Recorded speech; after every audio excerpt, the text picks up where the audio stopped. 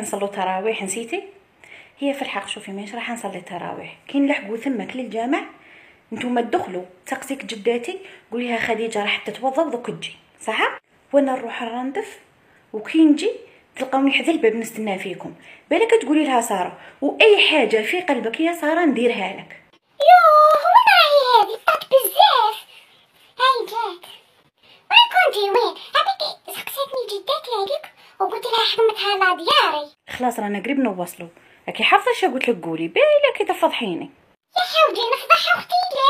لا هذيك ما تصراش. امسا الخير يا جماعه، انا صليت ودعيت لكم وجيت انا وجداتي، ما تسقسونيش على خديجه برك. خديجه ما كانتش معانا. اسكتي خديجه برك ما تخسري لي، خليني نقول راكي مدودت لي قلبي. خديجه كانت تبغى طفيله ما على بالكمش.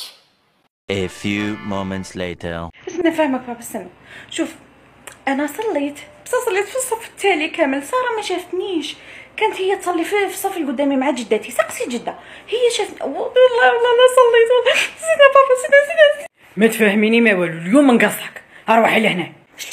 اشتكي عبدق او خلي ذيك الطفله دايما جايبها موراها جايب باغي طيره عبدق، نحكي له مخربي بك يا عبدق. راني نقول لك الطفله شتها انا بعيني اللي تاكلها الدود، شتها تصلي في كي يسموه في الصف التالي، تأمن امك ولا تأمن ذيك الطايره هذيك على زمانك ولدها.